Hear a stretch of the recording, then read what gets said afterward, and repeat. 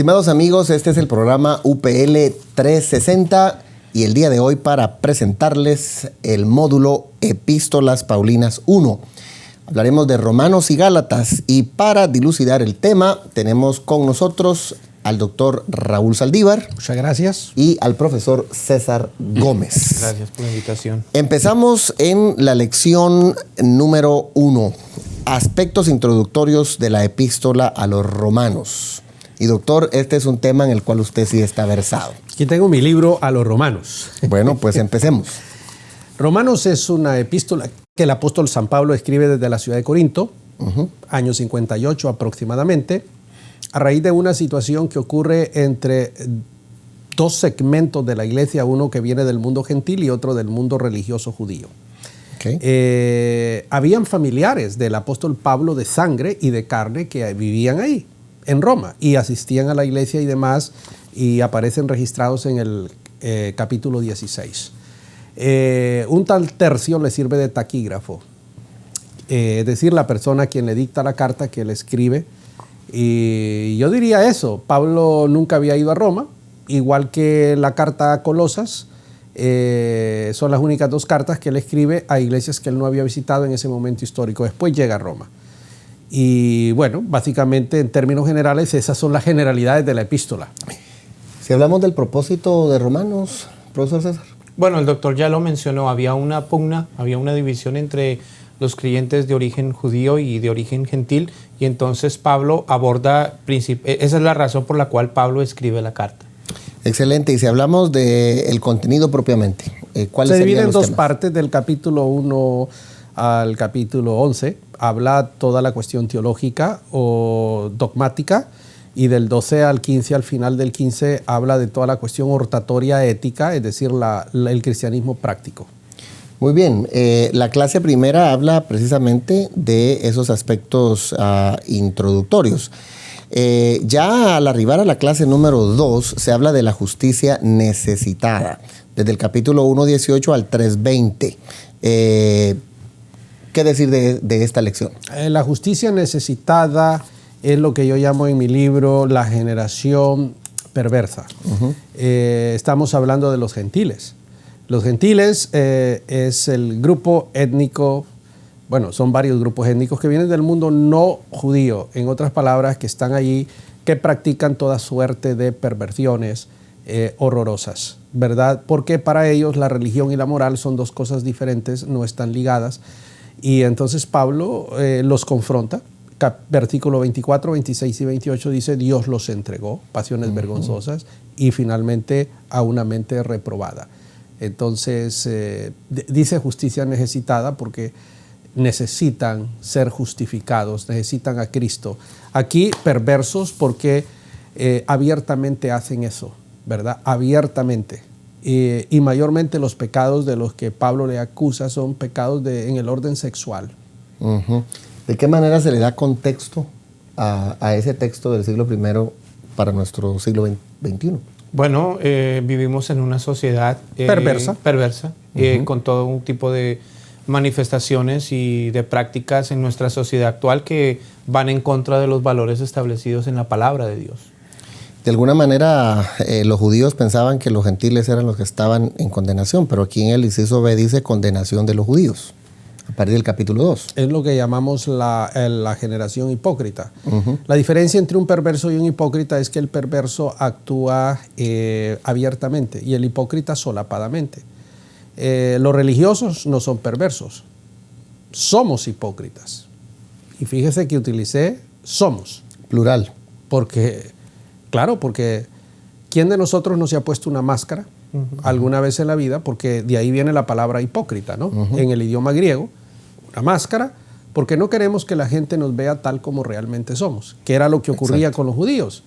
Pablo en el capítulo 2 viene y los confronta. Vosotros que decís que no se debe hacer esto, ¿lo haces? Y luego los lleva, aquí lo explico en el libro, a la última madriguera del orgullo judío, que era la circuncisión. ¿Crees que porque eres circuncidado? Si sacamos el querigma de esto, le podríamos decir a un parroquiano religioso de nuestra época, ¿crees que porque eres de la denominación tal? ¿Crees que tú? No, le dice, igual que los gentiles del capítulo 1, tú has hecho peor porque tú has sido una piedra de tropiezo y por tu causa, entonces el nombre de Cristo está vituperado y no vas a escapar del juicio de Dios. Me gusta el hecho de que el doctor ha mencionado y le ha dado contexto a esa religiosidad que a veces se maneja dentro de la iglesia.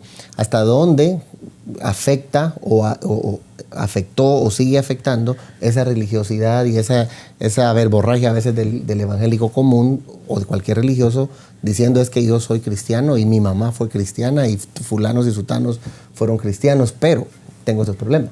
Bueno, definitivamente que desacredita la veracidad del evangelio, ¿cierto? Y entonces esa es la razón por la que muchas veces estamos como cristianos desacreditados ante un mundo gentil que no conoce a Dios, ¿no? Un mundo gentil que necesita ver un testimonio diferente. Ahora, me llama la atención porque cuando uno analiza, volviendo un poquito atrás, también el libro de Romanos, hay que tener en cuenta que Pablo sienta las bases para una doctrina sistematizada de cierta manera, una teología. Por ejemplo, en el capítulo 1, Pablo sienta las bases para lo que se conoce como la doctrina de la revelación general, ¿cierto? Y a través de su tratado, pues también Pablo desarrolla ciertas doctrinas que son de gran importancia teológica, ¿no? Interesante. Al arribar a la lección número 3, se habla de la justicia imputada, la justificación, desde el capítulo 3:21 hasta el 5:21. Antes de llegar ahí, quiero hablar de la generación, ¿cómo le llamo aquí yo? Condenada. ¿Qué es lo que ocurre? Condenación de todos los hombres. Exactamente, porque cuando hablamos en el 3:9, dice todos pecaron. Hasta el 20, sí. Exacto, hasta el 20. ¿Por qué? Porque en el 1 acusa a los gentiles, en el 2 a los judíos, y entonces dice, no hay quien busque a Dios, no hay ni siquiera uno. Y cita un salmo de David, o de quien haya sido. Y entonces los pone o los mete a todos en el mismo costal y esto. Bueno, al terminar ese tema, que es el tema del pecado, que en teología le llamamos la martiología, es el primer gran tema. Entonces, en el capítulo 3:21 ya él aborda otro tema diferente. Yo le llamo aquí la generación con la esperanza. Ahí le llama la justicia. La justicia imputada. Imputada, que es todo lo relacionado a la justificación, es a la salvación por la fe. Doctor, para seguirle el hilo, las primeras 3 generaciones, la primera la perversa, la segunda la hipócrita y la tercera la condenada. Muy bien. Esto es como yo lo planteo en el libro. Sí. Y voy a decirle a la gente que esa nomenclatura que aparece ahí está siguiendo el mismo concepto de Caldwell Riley, que es el señor que hizo la Biblia de referencias, Riley Bible Study, ¿ok? Básicamente está siguiendo ese orden. Ahora, con la salida de mi libro, entonces yo utilizo la nomenclatura que yo invento, así de sencillo. Esa es la que inventó Riley, que es la que seguimos ahí. Excelente. Y entonces, para una comprensión mejor, pues qué mejor que comprarse si quiere estudiar el libro de Romanos a los romanos. El libro a los romanos, una carta de ayer para el mundo de hoy, es un trabajo actualizado. Muy bien. Entonces, al entrar en la lección 3 de la injusticia imputada, la justificación, hay algunas metáforas en el libro de Romanos. Sí, claro. La metáfora legal y la metáfora ritual y ese tipo de detalles. Pero básicamente el tema central ya, la justicia imputada, es la salvación, ¿verdad? Es decir, concepto soteriológico. Es decir, que se me imputa, no es que yo me la gano. Nadie puede ganar la salvación. Por el hecho de creer en Cristo Jesús, por ese hecho, entonces yo ya soy salvo. Entonces, en el capítulo 4, el apóstol Pablo, que maneja la lógica aristotélica a la perfección, él argumenta para probar que el asunto es por la fe, citando 2 ejemplos, el de Abraham y el de David. Entonces ahí él nos expone cómo es que ellos alcanzan la justicia por creer. Entonces él hace la analogía y dice, en Cristo igual, hay que creer. Entonces en el 5.1 dice, justificados pues por la fe tenemos paz para con Dios. Y ahí desarrolla todo el asunto, ¿verdad? Del tema, de la salvación por creer. Entonces yo aquí en el libro le llamo la generación de la esperanza. Ya no uso esa palabra jurídica, imputada, que es una traducción del inglés un tanto, ¿no? No se usa mucho eso en el castellano. Entonces aquí uso de la generación de la esperanza porque el creer en Cristo trae esperanza al ser humano. Entonces, hay una esperanza. Y yo expongo aquí en el libro que la persona que cree en Cristo resuelve todos sus problemas, incluyendo los financieros y su realidad socioeconómica, todo, absolutamente todo, ¿verdad? Por eso digo, es un mensaje actualizado de la carta a los romanos. ¿Algo que quisieras puntualizar o ampliar en esa parte? Bueno, la pregunta que yo quería hacerle al doctor Saldívar para aclarar el asunto, ¿a qué se refiere específicamente cuando estamos hablando de que la justicia, de la justicia imputada? Estamos hablando de que el ser humano no gana la salvación, sino que por el hecho de creer en la salvación, de creer en Cristo, entonces se le da la salvación. Eso es justicia imputada. Okay. No hay algo que hacer para merecerla. Sí. Cuando yo creo, hacerla. Se me imputa, se me da, yo la obtengo, ¿verdad? Exactamente. Se parece un poquito en el concepto del pecado cuando se nos imputa el pecado de Adán. Y entonces ahora también totalmente la gracia nos hace responsable. Eso lo dice Pablo en Romanos 5. Habla correctamente, cuando se habla de los beneficios de la justificación, desde el capítulo 5, verso 1 hasta el versículo 11. Esa es otra de las cosas que quiero señalar del apóstol Pablo, que es un espectáculo. No solamente maneja la lógica aristotélica, sino que este es un hombre que hace unos midrash, utilizando personajes del Antiguo Testamento como Abraham, como David y aquí Adán. Y el midrash que él hace es que toma la figura de Adán, el hombre que peca, un pecador, y lo contrasta con la figura de Cristo. Y habla del primer Adán y del segundo. Y hace una interpretación sui generis. Eso es un espectáculo. Nos habla de un hombre de otro planeta, de otra esfera. Ahora, el concepto que él desarrolla aquí en Romanos, ese midrash, ¿Pablo lo basa solamente en la cuestión de lo que describe el libro de Génesis o hay otro tipo de literatura que el apóstol Pablo utiliza a la hora de hacer su midrash aquí en el libro de Romanos? Sin lugar a dudas. Pablo estaba influenciado por el mundo griego, no hay la menor duda, porque la literatura no venía de Israel, venía de Alejandría. Es decir, había literatura en Israel, eso está claro, pero los judíos de Alejandría, allí donde ellos estaban era donde realmente se batía el chocolate. Y Pablo sabía eso. Ya. Interesante. Para terminar esta primera parte, en la lección 4 se habla de la justicia impartida, la santificación, que va desde el capítulo 6, 1 hasta el 8, 39. Aquí y yo le llamo la generación santa. Y yo redefino, que estamos aquí en esta serie redefiniendo, porque santidad es el concepto de aquel que no quiebra un plato. Y yo aquí digo, santidad es aquel que quiebra la vajilla. Hay un contraste en lo que nos enseñaron erróneamente, perdón que use esas expresiones, pero es erróneo lo que nos enseñaron a nosotros, porque cuando pecábamos era un complejo de culpa tan brutal que no dormíamos por meses. No, hombre, los santos no solamente rompemos el plato, nos tiramos la vajilla completa. Entonces el concepto de santo es el concepto de un individuo, hombre o mujer, apartado, separado, nombrado, ungido por Dios, que peca, pero que no pertenece al sistema cósmico, que no es parte de la perversidad del mundo, que el hecho de que peque no significa que no sea santo, que no hay una incompatibilidad entre un concepto y otro. Y el capítulo 7, quiero hacer lo bueno, no puedo, no quiero hacer lo malo, lo hago miserable hombre de mí, ¿quién me va a librar del cuerpo de la muerte? Hay 10,000 teorías que no tienen sentido. Pablo cuando era un judío, Pablo antes de ser cristiano, el cristiano, no. Está hablando de un tipo, de un individuo que tiene el conocimiento de la verdad, que se da cuenta que con su mente alaba a Dios, pero que con su cuerpo mira otras leyes. Y seamos sinceros, ¿alguna vez ustedes han visto en su mente una ley y en sus cuerpos otros? Todo el tiempo. Todo el tiempo. Entonces, no le busquemos tres pies al gato. Aquí digo, la generación santa peca. Por ejemplo, nos han pedido que nos vayamos a la pausa y no lo hemos hecho. Hemos pecado contra el tiempo. Vamos a parar para continuar y hacer una conexión entre esta lección y la siguiente. De acuerdo. Seguimos en UPL 360. ¿Verdad que está buenísimo? Quédese pues con nosotros. Volvemos.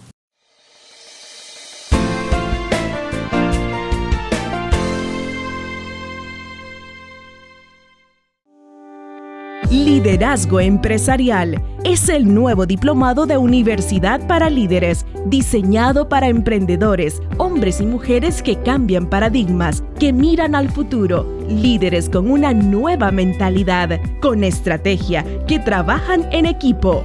Si tú eres esa persona, debes inscribirte ya en el Diplomado en Liderazgo Empresarial, el diplomado que potenciará tu vocación. Para más información, escríbenos a información@universidadparalíderes.com o llámanos al 904-415-3464.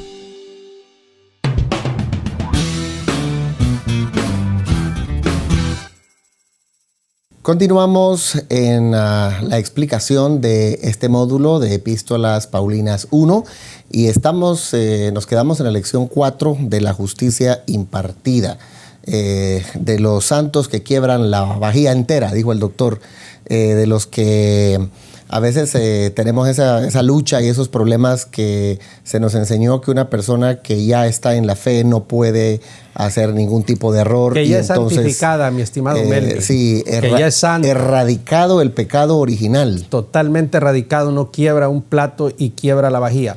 El adverbio de tiempo del versículo 1 del capítulo 8 le da la vuelta a la tortilla toda la historia. ¿Qué dice Pablo? Ahora que estamos en Cristo, ese adverbio le da la vuelta a la tortilla. No hay ninguna condenación.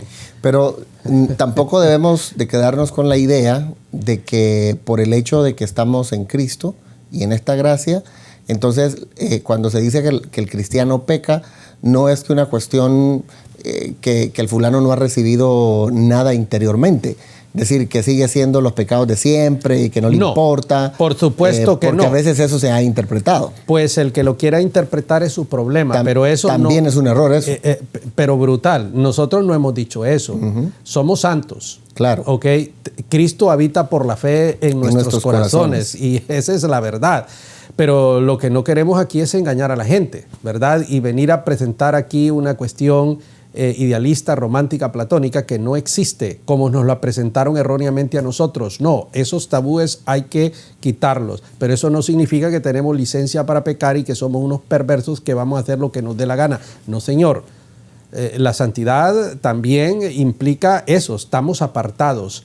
Vamos a ser fiel al pacto matrimonial, vamos a decir la verdad, vamos a guardar todos los valores de la fe cristiana, pero en algún momento vamos a meter la pata, pero que no nos vengan a sembrar un sentimiento de culpa, porque Pablo le dio la vuelta a la tortilla. Ahora que estamos en Cristo no hay ninguna condenación, entonces no venga un perico en los palotes a señalarlos.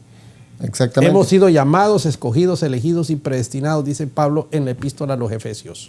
Sí, porque desafortunadamente el concepto de santidad se presenta como un ser inmaculado, ¿no? Y eso es lo incorrecto. Y si queremos utilizar la teología que escuchamos hace 40 años, el elemento luminoso de la santidad, la impecabilidad y aquella cuestión de la adoración de un individuo que está ahí caminando sobre las nubes, eso es irreal.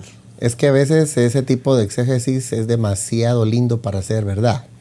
¿Verdad? Se le saca el elemento de la humanidad y aunque lo explican de una manera que a cualquiera puede impresionar, la realidad de los que la viven, eso es lo que no queda y de ahí la frustración.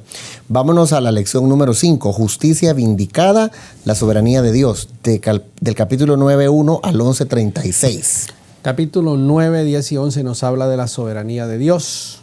A Jacob amé, a Esaú aborrecí. No es del que quiere, no es del que corre, sino del que tiene misericordia.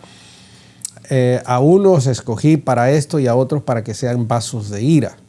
Esas palabras son medio groseras, ¿verdad? Porque esa cuestión de que Dios escogió a unos y a otros no, y eso ha sido un debate por los siglos. Yo no me meto esos rollos, pero la Biblia es la Biblia y está ahí bien claro. A Jacob amé, a Esaú aborrecí. Entonces, aquí en mi libro yo explico que somos nosotros la generación escogida. ¿Por qué Dios escogió al menor y no al mayor? Yo no lo sé. Y Pablo viene y le dice, ¿quién eres tú para que alterques con Dios? ¿Es que acaso el barro le va a decir al alfarero por qué me hiciste así o no? ¿No sabes que el que hace las vasijas, una las hace para honras y otro para deshonra? ¿Y quién eres tú para que alterques? Pero hay unos insolentes, perdón que use esa palabra, que ponen a altercar ahí, a decir cosas que no saben, ¿verdad? Dios es soberano, ¿verdad? Eso no significa que nosotros vamos a ser fatalistas. No, nosotros predicamos el Evangelio, invitamos a la gente al arrepentimiento. El que cree en Cristo es salvo. Eso nos lleva al capítulo 10. ¿Dónde está la fe? No está arriba, dice Pablo, no está abajo. Está en tu boca y está en tu corazón. Si confiesas con tu boca y crees en tu corazón, eres salvo. Ahí está la salvación, en la declaración de fe de tu boca. Nosotros creemos eso, ¿verdad? Y eso lo conecta con el pueblo de Israel, que fue incrédulo, donde Pablo dice, si yo me hago anatema para que estos sean salvos, lo hago para que estos sean salvos. El 11 nos habla de la restauración final de Israel. Y aquí paro para que César me ayude. Bueno, cuando uno examina dentro de los capítulos 9, 10 y 11, ahí también, obviamente, Pablo le hace un llamado de atención al segmento gentil que estaba dentro de la iglesia, ¿no? Porque obviamente Pablo, hablando acerca de la elección, de la doctrina de la elección, y cuando habla del asunto de Israel, él llama a los gentiles olivo silvestre.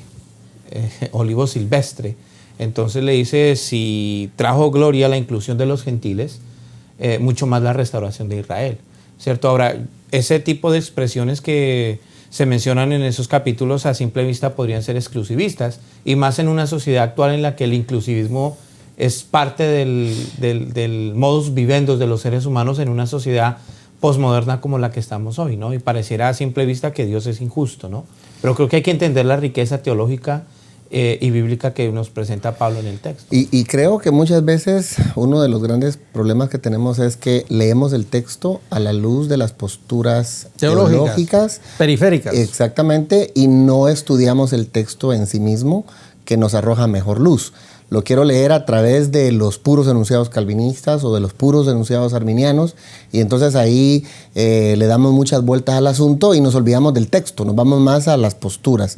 Pero bueno, lección número 6, la justicia practicada, del capítulo 12, verso 1 hasta el 15, 13. ¿De qué se tratan estos capítulos? Básicamente del capítulo 1 al capítulo 11, Pablo nos habla de teología, de los fundamentos teológicos de la fe cristiana. Del 12 al 15 y final del 15 nos habla de la ética. El cristianismo no son palabras, son hechos también. Y entonces en el 12 nos habla de, yo le llamo aquí la generación desafiada. Porque al final, César, ser cristiano es un verdadero desafío. Por ejemplo, uno de los desafíos que te presenta ahí está en Romanos 12, ¿verdad? El desafío que tienes contigo mismo. Renovación de la mente. El gran problema del ser humano es su mente. Y Pablo dice, cambia tu forma de pensar, cambias tu forma de vivir. Sí. Aquí viene cuando habla de la relación con otras personas en el 12. Eso es un verdadero desafío. Si tu enemigo tiene sed, dale de beber. Si ha hambre, dale de comer. Nosotros lo matamos, lo criticamos, le gritamos, lo golpeamos. Pablo dice, dale de comer. Haz que la cara se le ponga roja de vergüenza. Haz las cosas, no seas vencido de lo malo. Vence lo malo con lo bueno. Con bien, sí. Hey, eso es un desafío. Señores, eso es un desafío. Cuando nos dicen el 13, obedezcan a las autoridades, porque Dios los ha puesto para esto y lo otro. Hey, eso es un desafío. Sí. El cristianismo, por eso le llamo la generación desafiada. Esto no es para cualquier perico de los palotes. Entonces la gente tiene que entender, ¿verdad? Lo que estoy hablando cuando hablé de la santidad. No. El cristianismo son hechos, ¿ya? Y esto tenemos que entenderlo, ¿verdad? Entonces, cuando llegamos al 14, dice, el que come carne, no critique al que solo come legumbres y viceversa. Entonces, habla del respeto al diferente. Nosotros al diferente lo descuartizamos, lo criticamos, lo pulverizamos. Pablo dice, cállate, respeta al diferente. ¿Ok? De acuerdo. Entonces, eso es un gran desafío que nosotros tenemos. Por eso le llamo la generación desafiada. Ahí se le llama la generación, ¿cómo se le llama ahí? La justicia practicada. Es decir, es la vida cristiana practicada. Y es que muchas personas se quedan en el capítulo 7 ¿verdad? Y después no ven la parte de la praxis que viene a ser el resultado de una vida justificada y cambiada por el Señor.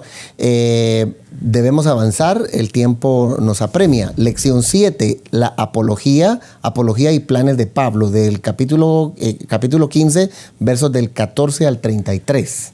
Ahí no hay mayor cosa que decir que la cuestión, pues, la parte final de la carta y todo ese tipo de cosas, ¿no? Muy bien. Pasamos a la lección número 8, introducción a Gálatas. ¿Y por qué Romanos y Gálatas se deben estudiar juntos? Una buena pregunta. Gálatas en realidad es una región donde Pablo se cree había fundado 3 iglesias, Icono, Listra y Derbe. En el sur de esa región, hoy Turquía, en aquella época Asia Menor, que funda en su primer viaje misionero cuando Bernabé y Juan Marcos le acompañan. Lo que ocurre es que Pablo viene, funda la iglesia bajo los principios de la fe cristiana, la salvación por la fe y todo ese tipo de cosas. Después que él sale, vienen los judíos y comienzan a hablar de las cuestiones de la ley, de Moisés, de los ritos, de todo ese tipo de cosas. Entonces Pablo les dice en el 3.1, Gálatas insensatos, ¿quién os fascinó? Entonces desarrolla todo el tema de la justificación por la fe, que es exactamente lo mismo que hace en el 3.21, en el 4, en el 5 de Romanos. Sí. Entonces ahí hay una conexión y por eso se estudian las dos cosas juntas, porque Gálatas, todo el mensaje de Gálatas, la libertad en Cristo, está contenido en esos capítulos 3.21, 4 y 5 de Romanos. Y luego, entonces ya usted tocó lo que se estudia en la lección 9, que es la justificación por la fe en el libro de Gálatas. No sé si quieras... No, mi pregunta es, entonces podríamos decir que Gálatas es una apología en contra de la doctrina de los judaizantes. 100%. Y si lo queremos actualizar el mensaje contra cualquier persona, doctrina o teología en la actualidad que trate de imponernos cargas, sacrificios, cuestiones que no sea la fe en Cristo Jesús, legalismo, es una apología en contra del legalismo. Ese legalismo que nos enseñaron, no comas, no uses, no te vistas, no te cortes el pelo, un montón de historias, no vayas aquí, no juegues esto. Gálatas es contra eso. En Cristo yo tengo una libertad completa. Y eso está bien claramente. Lo único que yo digo aquí que trae esperanza es la fe en Cristo. Eso va a cambiar mi vida, va a traer una renovación de la mente, no el legalismo y esas imposiciones humanas. Y vivimos en tiempos donde eso es lo que a veces es el denominador común de muchas congregaciones, de muchas personas, aún hasta les prohíben estudiar, ¿verdad? Para que no se aviven, diría mi abuelito. Amigos, creo que el estudio de este módulo ha sido altamente edificante, educativo y motivante. Esperando que usted siga con nosotros y siga estudiando en la Universidad para Líderes. Por favor, si quiere conocer más de esto, matricúlese www.universidadparalíderes.com. Será un gusto tenerle dentro de nuestros estudiantes, porque si le agrega educación a su vida, cambia el futuro de su ministerio. Este fue su programa UPL 360. Muchas bendiciones.